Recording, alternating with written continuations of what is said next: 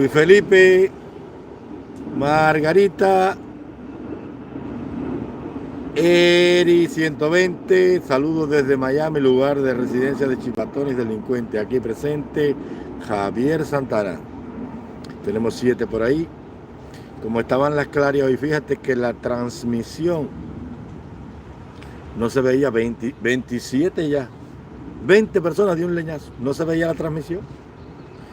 Saludos, Movimiento Libertario. Saludos, Víctor Pérez. Saluditos para Lian Díaz. Archifov de Cuba. 8 aquí. Saludos. Archie, eso es anarquista de Cuba. Saludos, saludos, maestro, desde West Palm Beach. Las Palmas que están al oeste. Hola maestro, mi saludo, mi respeto para usted. Anarquista de Cuba, qué bueno. Sí. Está bien. 36 personas conectadas. Saludos desde Kentucky. Vamos con todo mi tocororo. Quiero aclarar que la gente me pone tocoloro. No es tocoloro. Este me escribió tocororo, 48 conectados. Es tocororo, porque el pájaro, cuando él suena, hace to, toco, toco, toco, toco, toco, y por eso le dicen tocororo. Ese nombre se lo daban los aborígenes cubanos. Saludos desde Niagara Falls, de las cataratas del Niágara. Qué bueno. Tocororo, nunca se deje ver. Saludos desde Jayalía. Qué buen lugar Jayalía. Hay muchos cubanos allá. Nunca se deje ver. Las Clarias, atentas. No sé qué. Ay, cómo estaban esas Clarias. Un programa de los alzados del Escambray. Estoy en eso. Estoy releyendo. Porque son muchas cosas y tengo que refrescar conocimiento. Y siempre se va alguna cosita. Tú sabes, cuando la gente lee mucho, el programa del Escambray, saludos desde las Palmas de Gran Canaria. Eran 7 palmas, ¿no? ¿Cómo era? La Palma, Gran Canaria, Cabrera, Menorca, ¿no? Saludos desde Fort Myers, saludos maestros desde Miami-Dade. Un saludo para todos, 50 personas conectadas, 55. Como estaban en esas clarias hoy, fíjate que no, Palmas de Gran Canaria, la gente de California, esto va a todo tren. Saludos de Miami, 7 sí, Canarias, sí, eran 7. Allá un volcán que casi acabó con todo una vez, sí, yo me acuerdo de eso. Escúchame, Manolo, dame un poquito de café, por favor, para cuando ya, que me hagas un poquito de café para cuando yo acabe la transmisión, por favor.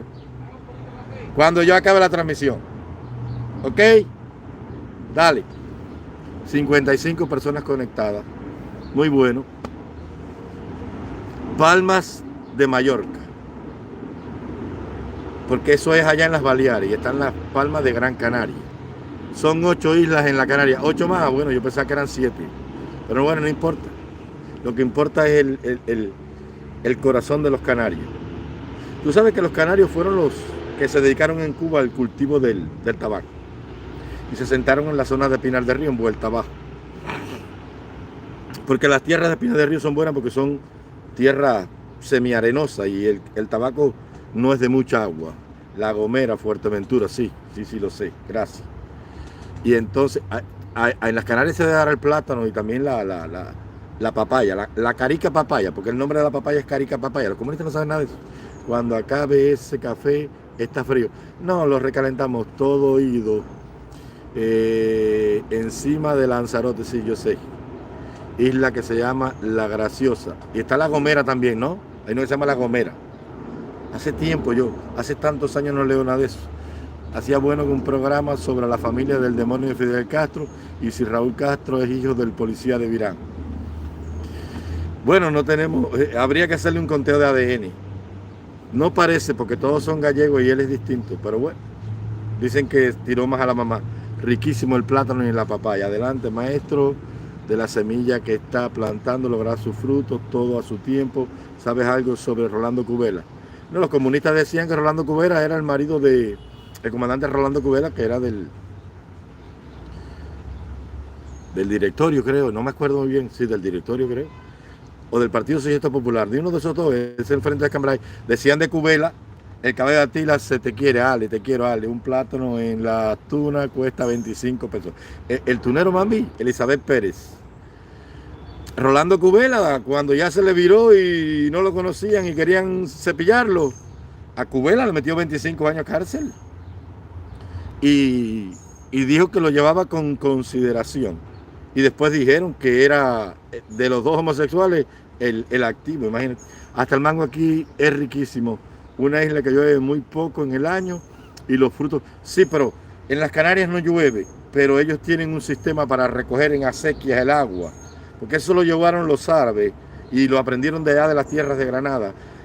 Los árabes, en el mundo árabe no había agua y ellos crearon un sistema de canales que desde los montes Atlas allá venía el agua por abajo de la tierra en pozos subterráneos, y en las Canarias lo mismo. No llueve, pero recogen el agua y entonces lo usan para el riego. Muy inteligente. Ellos se fueron a la zona de Vuelta Abajo generalmente el cultivo del tabaco, porque eran muy trabajadores. Y yo creo que todavía en la Canaria se deben sembrar tabaco. Mi tío y mi padre estuvieron muy cerca de Camilo sus últimos días. Vamos a hablar del tema de Camilo otra vez aquí. Señores, ¿qué pasó? Mira, te voy a explicar, porque alguien escribió y dijo que no, que Camilo voló hasta Colombia, que ya lo esperaban Vilma y Raúl, esa gente. Eso no es cierto. ¿Tú sabes por qué? Porque cuando la revolución triunfó, para mantener primero el orden constitucional, porque ya se había roto la estructura de poder y mando del otro gobierno, había que crear una nueva forma de gobierno. Entonces Fidel divide la fuerza de esta manera para mantener el orden en el país. A Camilo, acuérdate que eran 5 frentes guerrilleros con 120 comandantes. Ahí habían desde un cura como el padre Sarría, que era un sacerdote, que era comandante de la revolución y se alzó, fíjate, ahí luchó todo el mundo, de la iglesia católica, 80 personas conectadas, a la gente de Orlando, Emilia. Entonces, eran 5 frentes guerrilleros con 120 comandantes. Había un psiquiatra como Ordaz, el mataloco de ahí de Mazorra, hasta el padre Sarría, un cura. Entonces, ¿qué sucedió? Se hacen 5 frentes guerrilleros solamente del movimiento 26 de julio, sin contar los frentes guerrilleros del Escambray. Porque la gente del partido auténtico de Prío no pudo formar el frente guerrillero, que lo querían hacer entre Moa, lo que es la Cuchilla de Todo, y Baracoa ahí, porque Almeida estaba en el frente Mario Muñoz Monroy, que su misión era cercar la ciudad de Guantánamo siempre. Ahí es donde se establece la columna de Ubermato, y tener rodeada la provincia de Santiago de Cuba. Emilia y Angélica son de los buenos cubanos. Buenas tardes, maestro. Saludos. Eliezer, ¿qué cosa? ¿Qué? Eliezer es un tantullero. 5 frentes guerrilleros. El frente número 1, José Martí, Comandancia General del Ejército Rebelde, La Plata, Sierra Maestra. Frente número 2, Fran País García, Comandancia General, Sierra de Cristal, Pata de la Mesa. Frente número 3, doctor Mario Muñoz Monroy, Cuchillas del Toa, Santiago Guantánamo, ahí pegado. Ese es el grupo Santa María Loreto, si mal no recuerdo. Frente número 4, Delio Gómez Ochoa, alturas del Maniabón, que comprende desde la Sierra Cubita Norte hasta la parte de Jibara, todos esos grupos montañosos donde vive la Polimita Picta. Y el frente número 5, Termidio Escalona, en Pinar del Río.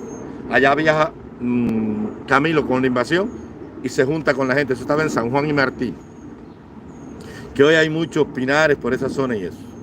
Ahora, aparte de eso, en las alturas de Habana y Matanza, que son pequeñas lomas, había un capitán del ejército rebelde que tenía 2 columnas bajo su mando, y cerca allá de la zona de Guinea había otro que tenía otra columna bajo su mando. Esa era la unidad estructural del ejército rebelde. Pero ¿qué pasó? Cuando triunfó nuestro comandante en jefe, querido del alma, que nos dio esa república tan digna, quiero saber, no me voy a salir de aquí. Después tocamos, que ya tengo la tarde, ya me gané el pan, ahora voy a hacer el verso. ¿Qué pasó? Él triunfó, tiene que partir a La Habana porque él es la cabeza del movimiento 26 de julio, no de la revolución, porque ellos se quisieron robar todo esto. Cuando tú oías las transmisiones de Radio Rebelde, donde transmitía Carlos Franchi, el famoso periodista aquel que luego fundó Prensa Latina, si mal no recuerdo, para empezar a contrarrestar las acciones de la prensa norteamericana, de la UP y toda esa tonga de prensa que estaban contando la verdad en los días en que ya empiezan a protestar porque están fusilando gente. Y el Che sale y dice, hemos fusilado y seguiremos fusilando en los primeros días del triunfo revolucionario. Al él triunfar, como Fidel Castro es la cabeza del movimiento 26 de julio, porque tú te das cuenta que ellos quisieron llevarse toda la gloria, pero no fue así. Mira nada más para que tú veas. Cuando transmitía Radio Rebelde decía así, aquí Radio Rebelde, órgano oficial del movimiento revolucionario 26 de julio y del ejército rebelde. ¿Te das cuenta? Porque el ejército rebelde eran todos los grupos que combatían, incluyendo el directorio, el frente del Partido Socialista Popular y el frente de Eloy Gutiérrez Menoyo, que después dijo que Menoyo era un comeback y los comeback eran ellos. Pero bueno, no importa, eso no viene al caso. Entonces, él triunfó. Cuando llega a La Habana, el Che se quedó con la Fortaleza de la Cabaña y Camilo con Colombia.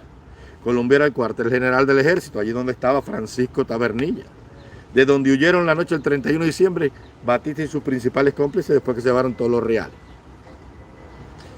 Entonces él manda a Raúl Castro junto a Ubermato y a Almeida a sitiar la fortaleza del Moncada. El jefe de la fortaleza del Moncada era el coronel Rego Rubido y él se rindió y hubo una fusión del Ejército Nacional porque a Batista no lo quería nadie. Hubo una revuelta en un cuartel en Matanza que se llamaba Goicuría y allá participaron el coronel Blanco Rico y su hijo, Ineraro Sosa, no sé, algo así, no me acuerdo los nombres ahora, y mataron a toda aquella tonga de gente. Y después hubo una revuelta de la policía y la marina el 5 de septiembre del 58 en Cienfuegos y tuvo que mandar fuerzas para allá y matar a todo el mundo, porque cuando Grau gobernó hizo una reestructuración del gobierno y cambió los estamentos militares. Entonces cuando Batista vino, volvió a traer la gente que venía con él desde el 30. Entonces les aumentó el sueldo a 1000 y pico de pesos, 100 y pico de pesos a los soldados, 190 pesos a los tenientes, así subió los sueldos para ganarse, amigo, el dinero valía una fortuna. Entonces, triunfo de la revolución, la columna de Ubermato y de Raúl, del Frente Guerrero de Raúl, cercan Santiago y Santiago se rinde. Entonces, ¿qué hace? Deja a Raúl en Santiago de Cuba. Lo tiene que dejar allí para que se haga cargo del control. A Ubermato le da la provincia de Camagüey, porque era la más belicosa del país. Él se queda en La Habana y Camilo se queda en Colombia al mando del ejército rebelde. Era el jefe del Estado Mayor del ejército rebelde. El Che está en la Cabaña y Almeida creo que lo manda para Pinar del Río, si mal no recuerdo. Hace 40 años yo leí todo eso. Tengo que refrescar conocimiento. Entonces, Raúl, muchas gracias Ricardo Muñiz. Gracias por tu superchat, mi hermanito. Entonces, Raúl Castro no pudo esperar ese día del 28 de octubre, del fatídico accidente, de la pérdida de Gorriarán en Colombia con Vilma, porque él estaba en Santiago de Cuba. Era imposible. Entonces, ¿qué fue lo que pasó? Lo que pasó fue que ellos tratan de vincular a Zenén Casa Regueiro, diciendo que volaron hasta Camagüey y que de ahí volaron a dejar a Zenén en Santiago. Pero no es verdad, porque Zenén no voló en ese vuelo. Zenén murió en el año 91 o 92, si mal no recuerdo, de un cáncer, creo que estomacal, que era el hermano de Julio Casa Regueiro, que era el viceministro primero de la FARC o algo así en esos años. Esta gente lo ha movido mucho. Eran 120 generales. Eran 120 generales hoy en el MINFAR, porque eran 120 comandantes guerrilleros. Esta gente todo lo tienen estructurado igualito. Entonces, ¿qué pasó? Zenén Casa Regueiro no voló con ellos, como ellos dicen que fue, que lo dejaron en Santiago y viraron. Fue al contrario, cuando ya ellos Camilo vuela el C-28 por la mañana a Camagüey porque como le han quitado el mando militar a Ubermato y Ubermato está preso, no era en la cabaña como yo dije, me equivoqué, creo que era en el Príncipe. Porque sí sé que no era en el Castillo de Taré, porque en la cabaña estaba el Che, creo que era en el Príncipe. Son muchos datos. Entonces, exacto, esa mesa redonda de los años 2000, búsquenla por ahí, 2001, 2002. ¿Qué pasó? Que ellos van carreteando, son las 6:01 exacto. El vuelo, el avión es un Cessna bimotor, generalmente nuevo, tenía pocos años de uso, creo que 2 años. El número era FAR 53. Muchas gracias, Adriancito, por tu contribución. Y cuando ellos van saliendo, es de noche, llueve. Hay unos palos de corriente así, ¿tú te acuerdas los palos de la luz pública que cuando llueve parece que está cayendo como una lluvia? Entonces la pista está oscura. Los aviones no necesitan luz para despegar porque ellos tienen una instrumentación, tienen el horizonte artificial, tienen el altímetro, tienen un barómetro de temperatura. ¿Entiendes cómo funcionan? Entonces, ¿qué sucedió? Cuando ellos van carreteando, carretear se llama, para coger la pista de salida, ya le habían dado la salida. Cuando van a acelerar, 2 jipis del ejército rebelde se les meten en el medio. Rápidamente la escolta se pone en guardia. Gracias a las 121 personas. Entonces, Luciano Fariña, teniente, coge la pistola y Gorriarán andaba con la histórica Thompson y una chaqueta. Pero ven que es Nen porque el avión tiene luces. Y toca por el lado de Camilo y le dice, Camilo le dice, ¿qué pasa, Nen? Dice, comandante, dice Fidel que necesita que me lleves a Santiago de Cuba porque hay un problema ya con Raúl, con la gente del Moncada. La revolución empezaba y esos años fueron muy convulsos. Después de eso ya viene el año 60. Ya se está preparando la invasión a Villa de Cochino. En el mismo año 60 empiezan los... Muchas gracias, Adrián. Empiezan a quemar cañaveral y a hacer sabotaje. Ya el papá de los Díaz Valar ha fundado la organización de la Rosa Blanca porque se dan cuenta, porque ese se sabía que Fidel era un sinvergüenza, que fue el hombre que fue al Congreso y dijo que no lo amnistiaran porque él lo conocía. Y entonces comienzan a conspirar la gente que hizo la revolución, la gente del directorio, muchos del Partido Socialista Popular, los ortodoxos que quedaban, la Iglesia Católica, otra vez. Pero los grupos que quedan en realidad están confundidos porque él va a la prensa y dice que la revolución es verde, que nunca pactará con un imperio malo que le robó los países sobre las esteras de los tanques, Rumanía, Checoslovaquia. Y entonces, en el año 57 hubo una represión soviética enorme en Checoslovaquia y en Rumanía, que fue terrible aquello, en Hungría, perdón, Budapest, allá acabaron. Y eso estaba vigente ahí.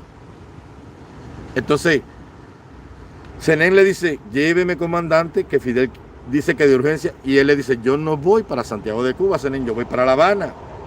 Yo te puedo llevar y allá te mando en un Sea Fury. Entonces, el jefe de la escolta le dice a José Luis Rodríguez, bájate tú, porque es el jefe. Su deber es como jefe quedarse al lado del jefe del Estado Mayor, que en este caso es Camilo. Pero Camilo, que tiene confianza con este guajirón, dice, no, bájate tu cabeza y deja que Félix se vaya conmigo. Y luego yo mando el avión para que te busque. El avión llevaba combustible para 3 horas de vuelo. Oye, vayan analizando, 3 horas de vuelo, un avión que no se hundía, volando en medio de una isla. Al norte tiene toda la caballería de las Bahamas. La Florida está allí mismo. Están Caicos y Turcos más al este. Y al sur está Archipiélago del Rey, La Reina, toda la caballería sur, desde el Golfo de Guacanayabo, en Manzanillo, hasta Cayo Largo del Sur, y después Isla Pino, y después del lado allá, por el hato de Atibonico, por donde salió Hernán Cortés, también hay callo ahí en la península de Guanacavive. Era imposible, podía ser un aterrizaje de emergencia en cualquier lado, el mar era bajito y los Cessna no se hunden. Inclusive se quiso hacer una comisión para buscarlo. Y él dijo que no, que el muerto estaba sepultado en el mar y que viviría eternamente en la memoria del pueblo de Cuba. En el pueblo hay muchos caminos, en el famoso discurso aquel, para que la gente se olvidara. En esos días hicieron un paripés de que Raúl se había perdido en la Sierra Maestra y a la gente no le interesó. Entonces, fue imposible que el comandante Gorriarán se le cayera el avión y se hundiera, porque llevaba combustible y estaba cerca de tierra. El aeropuerto más lejano que estaba a 10 o 15 kilómetros.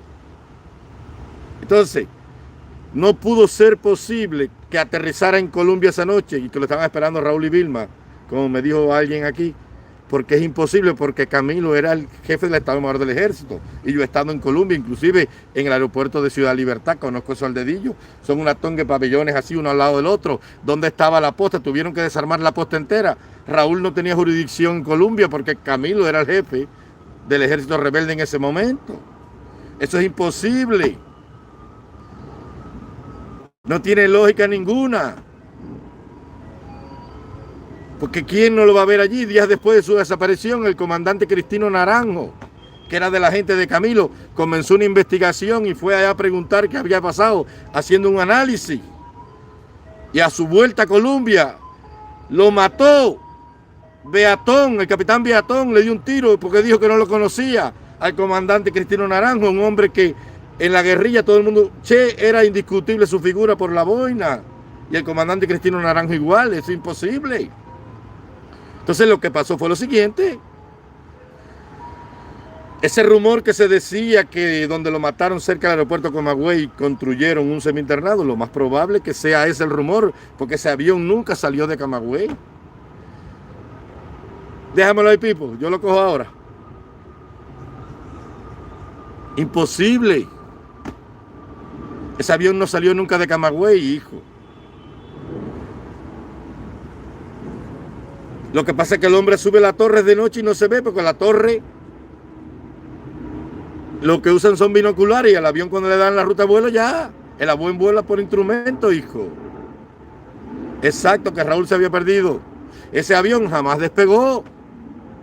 Lo cogieron, lo pintaron y le cambiaron la insignia del ejército rebelde y el número de la FARC. Esa historia que hace el comandante Félix Acosta de que se aterrizaron en Varadero y que el aragonés le dio un tiro, todo eso son historietas. El avión lo dijo el jefe de la escolta aquel día en la mesa redonda frente a toda Cuba. Y apenas aquel día, y Randy le pregunta, porque es que todo el mundo quiere saber, ¿tú crees que Randy Alonso no quiere saber? La muerte de Camilo en Cuba es una incógnita y un deseo de que todo el mundo sepa. Y Raúl, y todo el mundo estaba a la expectativa allí, y dice Randy, bueno, ¿y qué más pasó? Porque dijimos, este fue el último hombre que tuvo contacto en vida con el comandante Cienfuegos la noche del accidente. Dice, no, que yo me subí a la torre y cuando me iba el comandante me dio la chaqueta, traía todavía la chaqueta negra con los grados de comandante del ejército. Un viejito ya, como 80 y pico años. Y dice él, bueno, ¿y qué más pasó? Dice, nada, que... ¿Sabe una cosa, Randy? Le dice, dígame. Dice, el avión nunca se comunicó con la torre ni para pedir vectores ni ruta de vuelo. Y Randy dijo así. Y entonces ahí cortaron rápidamente porque la seguridad estaba mirando. Y la gente de la seguridad tampoco sabía nada de eso. Y empezaron a poner la canción.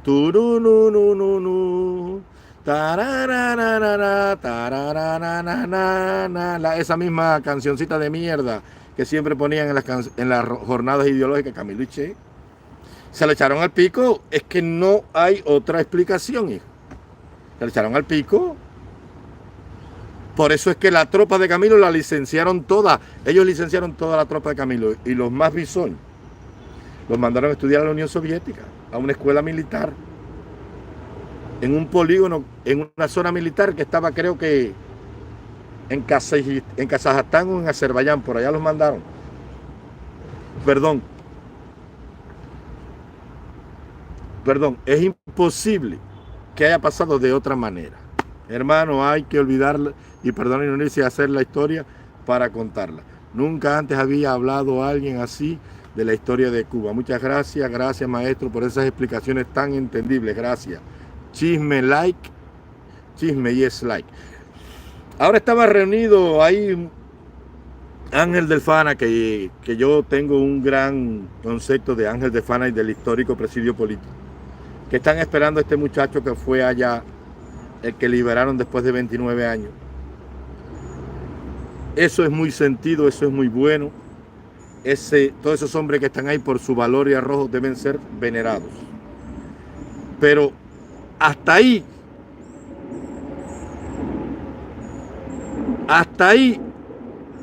eso es válido, pero de ahí para allá no se le hace nada a la tiranía, porque eso a la tiranía no le hace nada.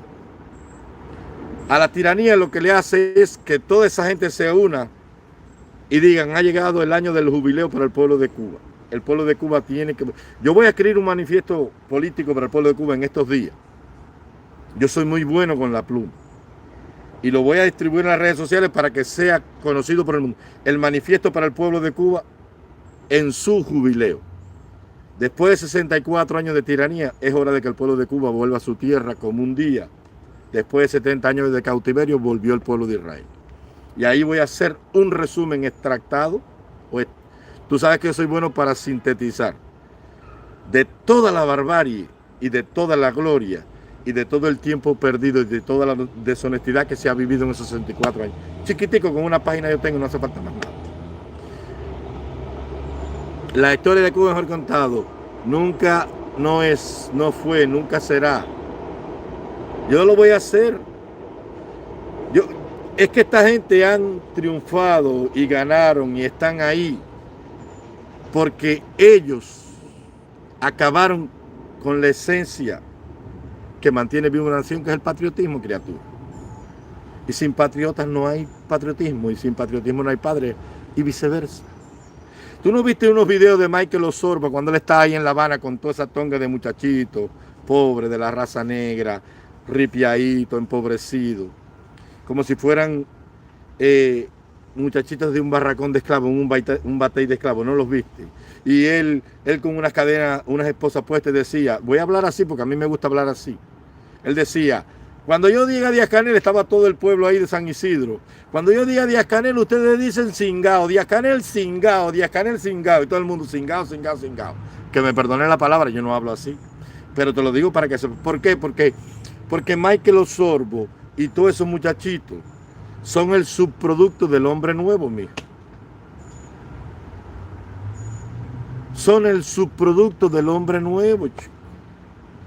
Camilo tenía una novia. Te voy a hablar de Camilo porque la gente no... Primero que todo, te voy a decir que no fue un gran jefe guerrillero como lo quieren pintar. Él era el señor de la vanguardia porque era un muchacho loco. Los muchachos son locos. Cuando yo era un muchacho, yo me iba allá a unos júcaros de mi pueblo y me tiraba de cabeza de una mata. Que hoy me da miedo bajarme del escalón del baño de mi casa. Entonces, era un muchacho loco. Eran todos pistoleros del valor, igual que ellos, porque fueron criados con valores. Él viene y el periodista le pregunta, ¿y esa virgencita? Él trae una virgencita, todos traían cuentas religiosas, abache, los abacuá con sus ideas, sus manos de orula, todo, porque todos creían. Porque todos fueron criados. ¿Quién era Fran País? Hijo de un pastor bautista, criado con esos principios. Entonces no le pueden aceptar la tiranía a nadie, porque la tiranía es un principio satánico. Cristo dijo, conoceréis la verdad y la verdad os hará libre. Cuando Dios puso al hombre en el Edén, le dio la libertad, que ese es albedrío. Tú coges el camino que tú quieras, Dios no te fuerza. Dios te dice el bien y el mal, tú eliges y después tú pagas las consecuencias. Si elegiste el mal, cosechas las consecuencias. Si elegiste el bien, igual. Si tú tienes un hijo y tú le dices estudia y se prepara y se hace médico, cosecha los frutos de su elección. Y si el otro se pone a hacerse tatuajes, a fumar marihuana, a beber alcohol, a vaguear, a dar puñaladas y le echan 40 años de cárcel, está cosechando el fruto de su elección. No hay bendición ni maldición, hay elección. Entonces, ellos destruyen la sociedad. Ellos destruyen la sociedad porque sabían que en ese cimiento moral ellos habían echado abajo una dictadura, que no era un tirano, porque cuando José Antonio Echevarría Bianchi está en Radio Reloj y lee el histórico, aquella histórica alocución donde dice: pueblo de Cuba que me escucha, en este momento acaba de ser, escuchen la alocución de José Antonio para que ustedes vayan comparando. Pueblo de Cuba que me escucha, en este momento acaba de ser ajusticiado revolucionariamente. ¿Estás oyendo? Revolucionariamente. O sea que José Antonio Echevarría era un revolucionario. Entonces la revolución no la hicieron los comunistas. ¿Te das cuenta? Revolucionariamente, en su propia madriguera del Palacio Presidencial, el dictador Fulgencio Batista era un dictador, no era un tirano. Porque hay una confusión entre dictadura y tiranía. La tiranía es el despotismo total en una sociedad, como era Nerón.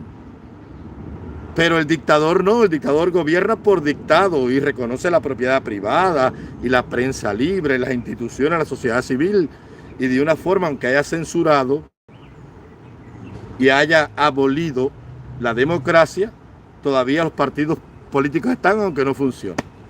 Hay una diferencia, ¿no? Entonces cada vez que la gente dice aquí, no, la dictadura cubana, eso no es una dictadura, es una tiranía. Una tiranía donde no se respeta ni se conserva ni se acepta la competencia ni ninguna oposición. De tiranía total. Y bajo todas esas cosas, ellos meten una ideología. ¿Por qué tú crees que ellos alfabetizaron al pueblo de Cuba? ¿Tú crees que ellos alfabetizaron al pueblo de Cuba para enseñar a la población cubana a leer y escribir? ¿Tú crees que lo hicieron para eso? Porque es que la capucha piensa.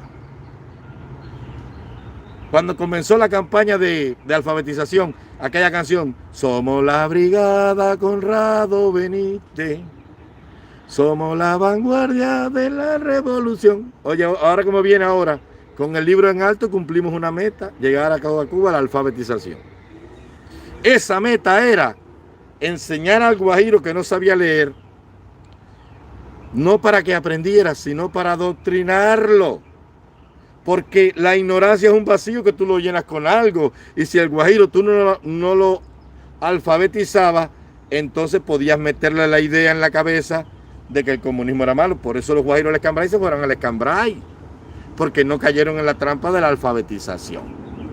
¿Te das cuenta cómo todo vino? Entonces, ganaron el sexto grado y después vino rápidamente la campaña del noveno grado para seguir metiéndole el veneno.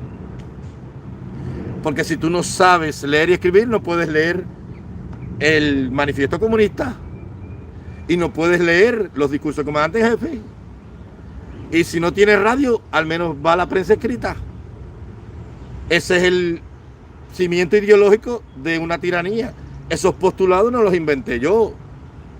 Así como los de libertad y republicanismo nacieron en la Revolución Francesa, también nació toda esa maldad con los jacobinos, los comunistas. Entonces te enseñaron a leer y escribir, pero no podías escribir abajo Fidel, tenías que decir viva la revolución. ¿Entiendes? Por eso es que a los guajiros del Escambray le quitan las tierras, porque a los guajiros le daban comida a los alzados. Y entonces vienen los comunistas y dijeron, pero nosotros le dimos tierra para que apoyaran la revolución. No fue para que sembraran malanga ni criaran cochinos para los alzados que son enemigos de nosotros. Pero el pueblo nunca ha pensado, porque pensar como tal es un grupo reducido así. No todo el mundo piensa. ¿Entiendes cómo funciona? Y eso ha sido así a lo largo de la historia. ¿Por qué el ataque a la religión? Te voy a decir algo, en Cuba todas las instituciones están minadas. Esa declaración que hizo en México el gran maestro, el venerable maestro de la logia masónica, eso es verdad. Ellos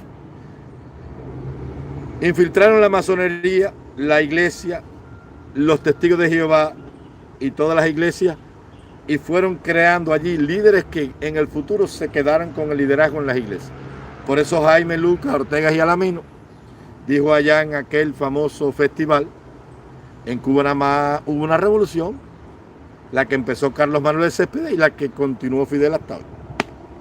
Claro, maestro, en Cuba cuando piensas te hacen tierra. Eso es verdad. Este hombre es verdaderamente un libro de historia. Gracias por eso. Saludos desde California, el estado dorado. Y tú sabes, para que tú veas lo que, mira, qué bueno que este hombre me tocó eso. ¿Cuánta gente fue a California en la época del oro? ¿Y cuántos allí dieron pico y pala toda la vida y murieron en la ruina? Y allí había un chino que lavando y planchando se hizo millonario, porque él cogía la ropa embarrada de polvo de oro y lo iba acumulando, y cuando terminó después de 20 años se hizo rico.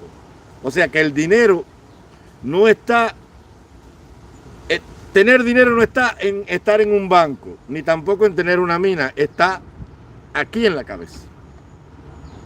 Todo el mundo fue a picar. ¿Cuánta gente habrá dejado su vida en esas largas y maratónicas jornadas de estar picando piedra y sacando con aquellas bombas de vapor? Y el pobre chinito lavándole a todo el mundo allí. Cogía el polvito de oro que venía en cada ropa embarrado y lo fue acumulando en el agua. Porque como el oro es uno de los metales más pesados que hay, entonces él se hizo rico y los demás pica piedra pobres. Y lo mismo pasa con los que quieren tener dinero y lo mismo pasa con los que quieren tener libertad. Entonces, el pueblo de Cuba tiene que pasar a una segunda fase de lucha. ¿Entiende cómo funciona? Un matrimonio se hace una fiesta y están en la boda y van a la luna de miel. No pueden quedarse vestidos de novia en la habitación, tienen que cambiarse otra ropa porque van a pasar a una segunda fase de la relación. Y el pueblo de Cuba lleva 64 años en el exilio gritando lo mismo. Y como digo, tú entras a todas las plataformas de los influencers, el mismo cuento lo cuenta todo el mundo diario. Y la tiranía sabe que eso no les hace nada. Tú no viste la directa mía de hoy como no se podía ver nada. Interrupciones totales y el ataque de todas las clarias. Es por eso, porque la verdad sí es peligrosa. Un hombre que piensa es el peor peligro que puede tener una sociedad.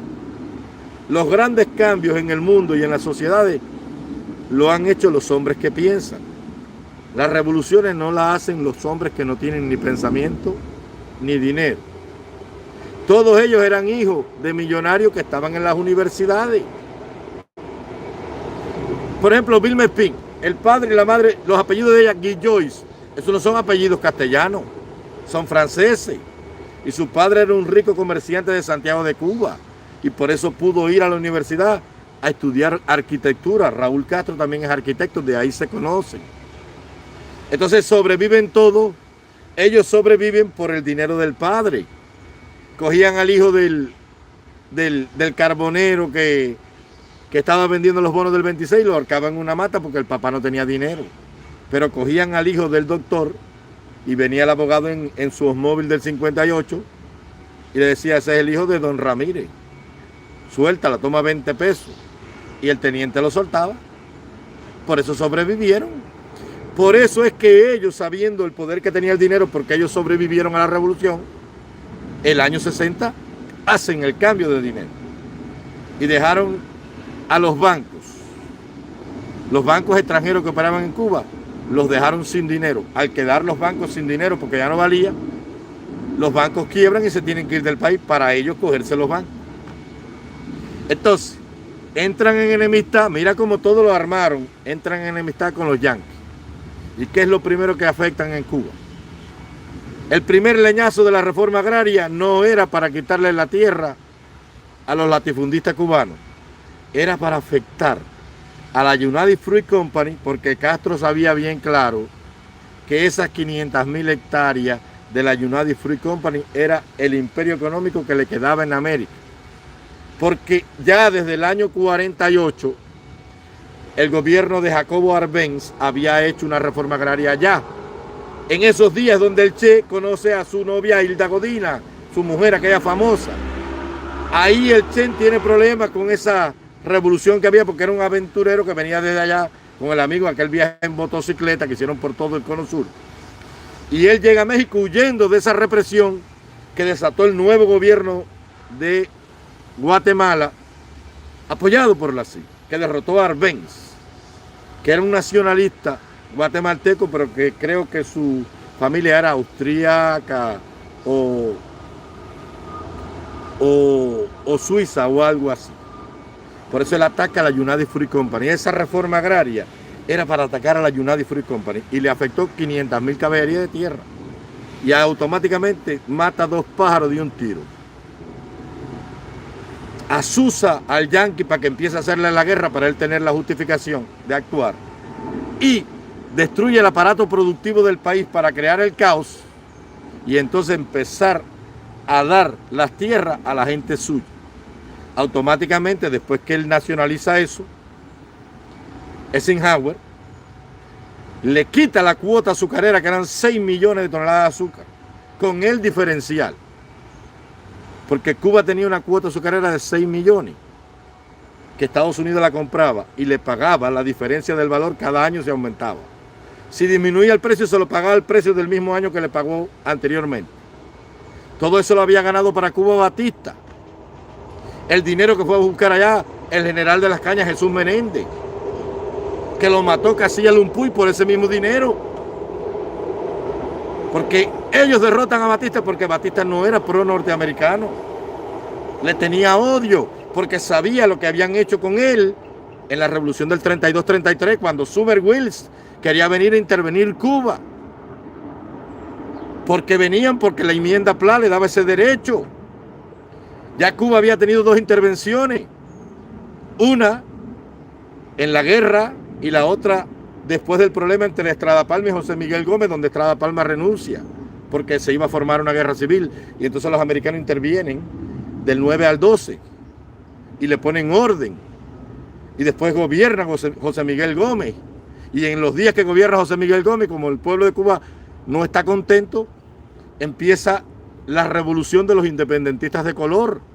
La gente de Rodríguez, Evaristo de Tenor, por allá por el Realengo 18 en Guantánamo, que era el último reducto de la gente que fue fiel a Maceo, a Quintín Bandera, a Combrea, donde fue la famosa y exitosa batalla, campaña del Oriente. Y entonces viene un batallón de cazadores de bandidos con Teddy Roosevelt, que fue años más tarde Teodoro Roosevelt. ¿Se acuerda quién fue Teodoro Roosevelt? El tipo era cazador de personas, pam, pam, pam, pam, como mismo los pistoleros hoy matan a los inmigrantes, que esos gringos de ahí de la frontera que le caen a tiro a los infelices. Se llamaban los Royal Riders. Y José Miguel Gómez los manda allá. Y el hijo de Martí tiene que ir porque es coronel del ejército, porque él se incorporó a la guerra después que muere el padre. Que vino, si mal no recuerdo, por Pinar del Río con Henry Riff, en una expedición que desembarcó por Pinar del Río, que lo recibió el general Loinaje del Castillo, el padre de Dulce María Loinaje del Castillo, la mujer que escribió Mi Jardín, la poetisa cubana, que es premio Cervantes de literatura, junto a Carilda Oliver Labra. La mujer, la vieja aquella calentona que escribió el poema, para que se vayan ubicando. Me desordeno, mi amor, me desordeno cuando voy en tu boca enamorada. Y casi sin saber, casi sin nada, te toco con la punta de mi seno. Y en mi soledad de niña enamorada, me desordeno, amor, me desordeno. ¿Por qué? Porque en Matanza, era una niñita de 12 años, ya estaba despuntando. Y entonces estaba corriendo con unos niños debajo de un aguacero. Y un señor casado de 40 años le estaba mirando los cenitos. Y ella, que fue una vieja siempre libertina, acordándose de aquello, escribió Me desordeno. Y entonces se da el problema de los independentistas de color. Matan 3,000 y pico de negros. Ese es el pasaje más bochornoso de la historia cubana. Y se vincula al hijo de Martí, porque era el jefe del ejército. Porque el ejército libertador lo licenció Leonardo Good para pacificar al país, porque como no había plata, todo el mundo se quería matar de nuevo. Y ahí cuando licencian el ejército libertador por 25 pesos oro, el gobierno americano les da plata a los españoles que ya están en Cuba. Oye, cómo vino la cosa. Y también al ejército libertador, porque también quedaban españoles que habían combatido y eran belicosos. Y ahí es donde entra en operación el señor Ángel Castro, el padre del tipo que había venido a Cuba de Polizonte, huyendo al ejército español que estaban reclutando allá, pero en Cuba lo cogen y lo reclutan. y está con las fuerzas que fueron a Santiago de Cuba. Y a él le toca también dinero. Y le dan 25 pesos oro para que se licencie a toda esa gente. Y con ese dinero compró 4 caballerías de tierra en Virán. Y ahí empezó el imperio del hombre. ¿Entiende cómo funciona? Las compró a peso, 4 caballerías, 4 pesos de oro. Así empezó la cosa. Entonces, esos fueron los mecanismos que hicieron que en el 30 y pico, Batista, viendo todo lo que había pasado, porque ya conocía la historia, manda a un personaje a los Estados Unidos, Carbó Serviá y Sterling, el hijo del otro periodista famoso de cartel, Sterling, para que habla con Roosevelt en plena crisis y le dice que él no quiere en Cuba la enmienda Pla. Porque lo que Somerville iba a hacer en Cuba era otra carnicería más, como pasó en el tiempo de la Chambelona, con la segunda intervención en los días de la matanza de los independentistas de color. Y que de paso le dé la isla de Pino, que los americanos, los campeones de la democracia, los campeones de la libertad y de los derechos humanos, donde ustedes viven allí, engañados, querían cogerse la isla de Pino. Pero nos salvamos porque los pineros, que eran el último reducto de esos famosos vueltabajeros canarios, que tenían todos sus orígenes en aquella revuelta de los vegueros de 1770 y pico, cuando España ordenó el estanco del tabaco y no quería que los vegueros canarios vendieran el tabaco, y entonces la Casa de Contratación de Sevilla, que era la Cámara de Comercio del Reino Español, les dijo que no se lo podían vender a nadie porque ya ellos comerciaban con las colonias de Estados Unidos y con los ingleses y con los holandeses. Y entonces se dio la revolución de Jesús del Monte y el gobierno español tuvo que ahorcar ahí en la zona de Santiago de las Vegas. Y la calzada de Bejucal ahorcó 70 y pico de canarios ahí para dar un escarmiento en el llamado estanco del tabaco. Entonces los isleños, ¿por qué tú crees que le dicen los isleños a los de la isla de Pino? No es porque estaban en la isla de Pino, esa isla se conocía como la isla de los piratas. Isleños porque eran ese último reducto de canarios que estaba ahí, de esos canarios puros, de allá de Palmas de Canarias, de donde cogen y le sacan el guarapo a la palma de las Canarias. Guarapo, la miel de guarapo esa que hacen por allá todavía. Entonces todos los hechos están concatenados. Por eso es que él manda ya a Carbó Serviá y a Sterling, y ellos negocian el fin de la enmienda Pla y la eliminación de las pretensiones de Isla de Pino. Eso es territorio cubano. Y quien nos salvó fue Batista y los pineros. Si no, Isla de Pino no fuera de nosotros hoy. Entonces, ellos querían 4 bases en Cuba, las mejores bases del mundo. La bahía de Guantánamo, esa es la bahía más profunda del mundo. Cuba tiene una peculiaridad geográfica que no tiene todo el mundo. Nuestras costas son irregulares. África, como es una de las regiones más viejas del mundo, por la erosión, el golpear de la sola contra la placa costera continental africana, casi no tiene accidentes geográficos. Pero Cuba no es así, porque Cuba es una isla más joven. Entonces la bahía de Guantánamo es una de las bahías más profundas del mundo. Y ahí establecieron su base militar para controlar el Caribe y el acceso al Atlántico, con otro pedazo allá en Puerto Rico, para si había que salir de emergencia para la belicosa Europa. Porque aunque Europa es la región más culta del mundo, es la región más belicosa del mundo. Mira cómo terminó la Segunda Guerra Mundial, y cuando se creyó ya que no había conflicto, en el corazón de la culta y civilizada Europa, otra vez una guerra amenaza la paz y la existencia del mundo. Allí en Ucrania, una guerra creada por los campeones de la democracia, por los campeones de la libertad, que formaron la comancola que formaron, que no cumplieron los acuerdos de Minsk, que tentaron al pobre Zelensky para que azuzara a Putin, para entonces que destruyeran toda Ucrania, desangrar a Putin, arruinarlo económicamente, quedarse con el suministro de gas, con el petróleo para vendérselo a Europa, hacerse más rico, y de paso quedarse con la deuda que generó la guerra para que las compañías norteamericanas se quedaran con todo eso. Ustedes viven muy enamorados de los yanquis, pero yo no, pues yo sí sé que son unos bandoleros. No su pueblo, no sus académicos, no sus instituciones, no sus comerciantes, pero los políticos, los halcones de la guerra, son unos bandoleros. Y mira la masacre, han sacrificado al pueblo de Ucrania cuando debieron ponerle fin a eso. Porque esa población prorrusa que está ahí, en esas 4 repúblicas, incluyendo Donetsk y Lugansk, esa población, aunque está en territorio ucraniano, es toda rusa. Entonces hay que buscar una vía a través del diálogo para ver cómo salvamos a toda esa gente, porque es territorio ucraniano, pero la gente que estaba en Crimea eran todas rusas, y esa península de Crimea se la dio Nikita Khrushchev a Ucrania, porque él era ucraniano, cuando él era el presidente del Poliburó soviético en la Unión Soviética, que lo había ganado Pedro el Grande, si mal no recuerdo, en una guerra que le hizo a los otomanos, porque necesitaban un puerto de aguas cálidas y no lo tenían, ellos tenían el Caspio allá, y cuando se congelaba no podían, dimos el Báltico, allá donde está el exclave de Kaliningrado, porque exclave es el que está afuera y enclave es el que está adentro.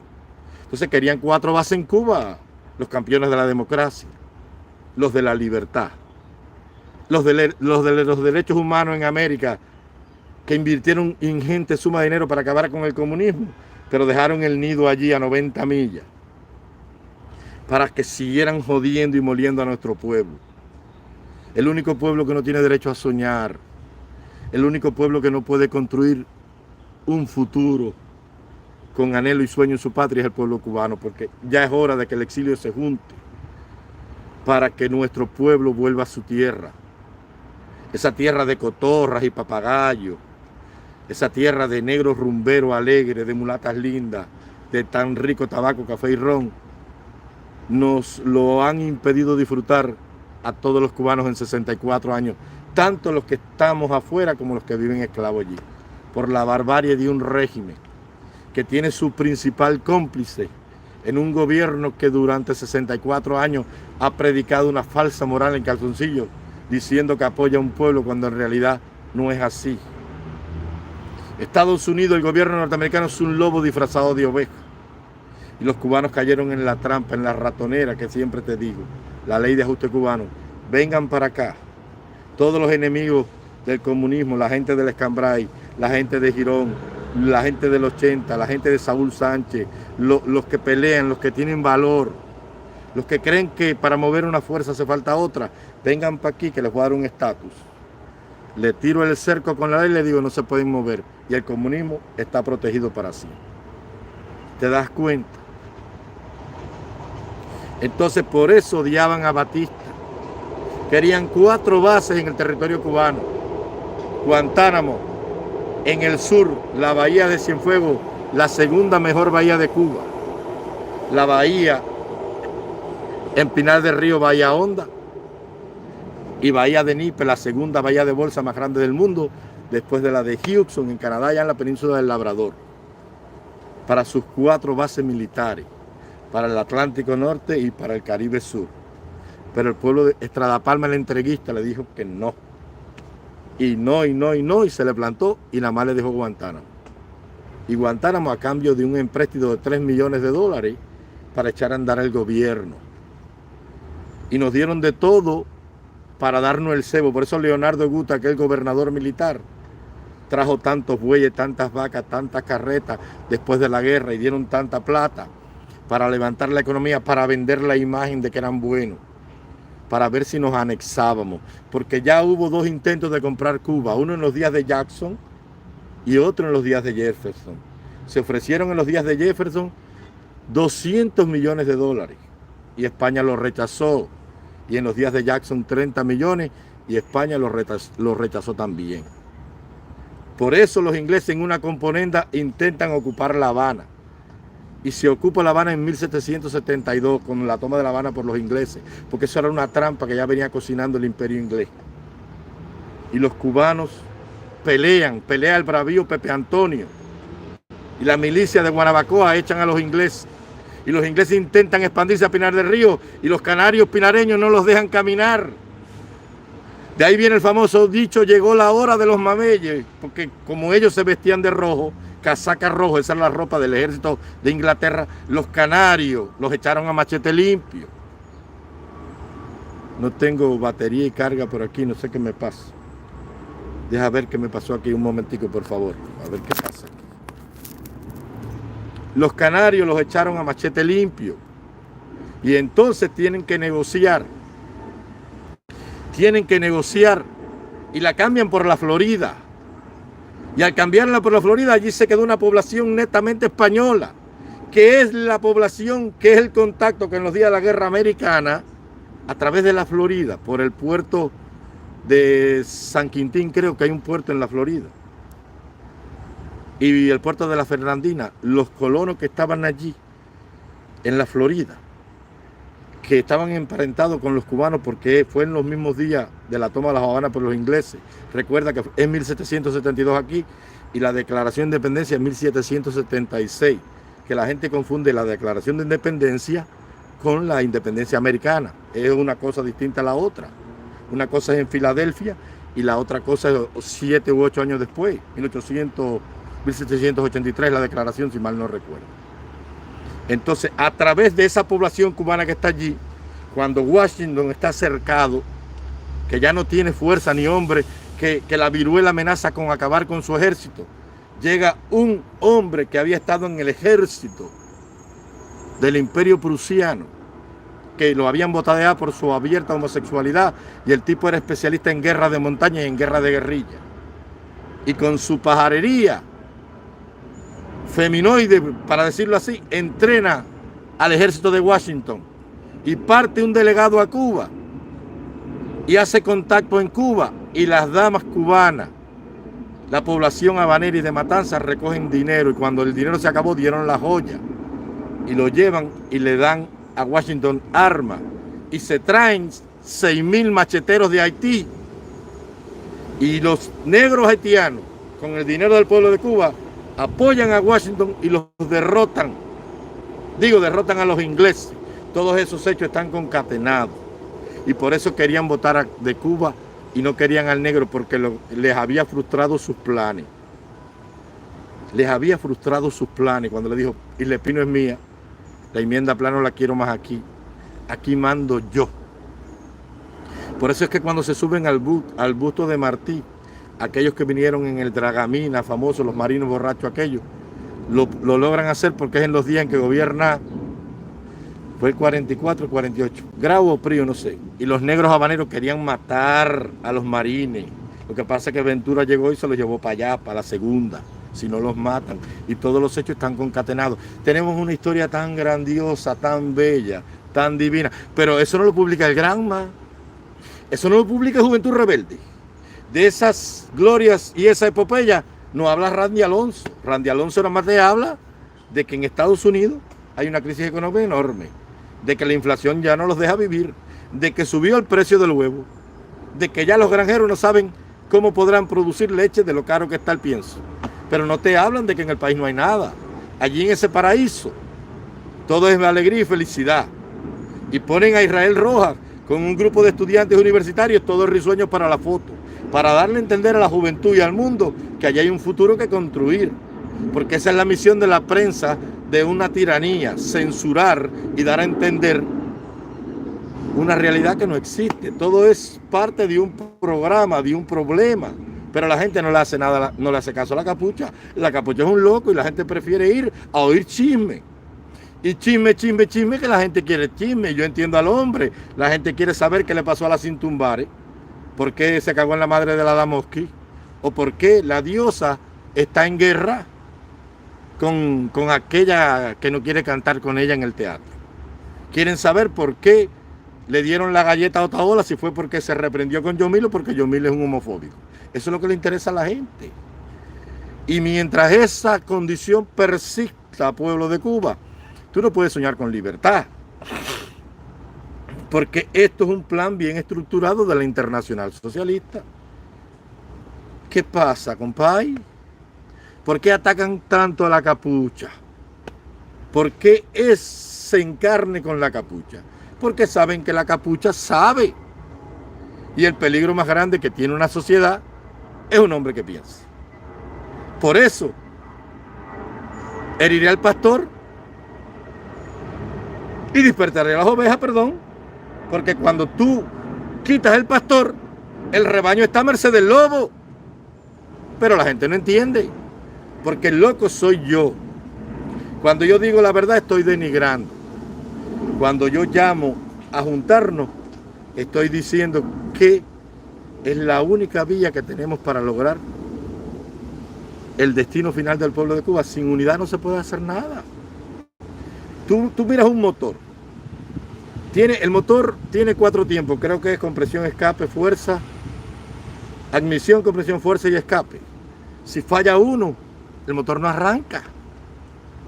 Tiene que trabajar todo el mundo coordinado. Es hora de llamar al presidio político, a los hombres que hicieron historia.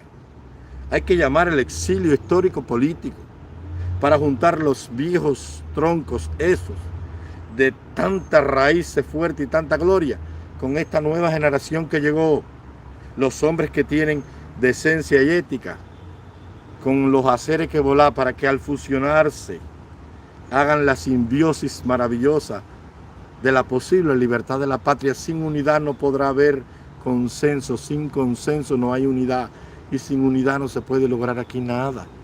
Todo lo que yo diga aquí es por gusto. A palabras necias, oídos sordos.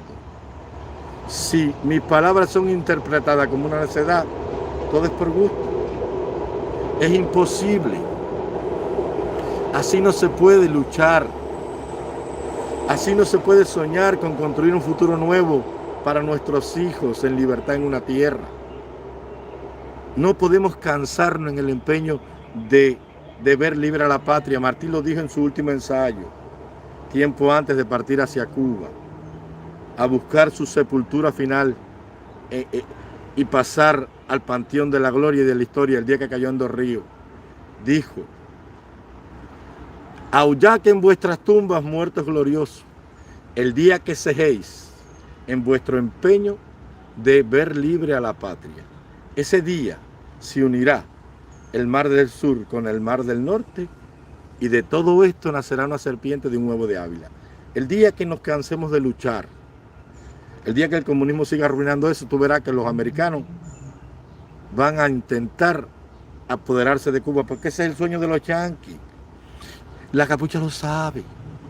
Ellos han dejado que esa isla se arruine, se arruine, se arruine, para que por esa misma desesperación, un día el pueblo de Cuba en masa pida la anexión a los Estados Unidos, que sería bueno desde el punto de vista económico. Y las leyes americanas son muy buenas. Pero nosotros somos una república de chicharrón y café con leche, de guaguancó, de rumba. Somos una república martiana, maceísta. Tenemos un legado histórico enorme, una historia maravillosa. Nosotros no somos un imperio de chicle, Coca-Cola y tenis night. Nosotros somos una república de señorita, ¿cómo está? Dime hacer que volar. Esa es nuestra república. Es nuestro amargo vino, pero es nuestro vino. Hay que leer La muñeca negra, Pilar Piedad, como le traen otra muñeca. Y ella dice: sí, pero es que esta es mi muñequita negra. Sí, está muy buena la muñeca que tú me traes, pero esta es la mía, esta es la que yo quiero. No importa que esté rota, que se le salga la tripita, es la muñequita que me ha acompañado toda la vida, la que tengo lazos con ella. Esa es nuestra república. Mis hermanos son los habaneros, aunque yo no sea de La Habana, y aunque ellos hablen tanta cosa de los orientales y de los pinareños y de los avileños. Esa es mi tierra. El santiaguero ese que habla como Ari Guiber, ese es mi hermano. Yo no podría vivir sin ese pedazo de tierra. Ese es mi anhelo más grande, es mi más grande ilusión, es mi sueño. Como mismo sueño tuvo un día Moisés, que te dije, que no quiso gloria, no quiso nada.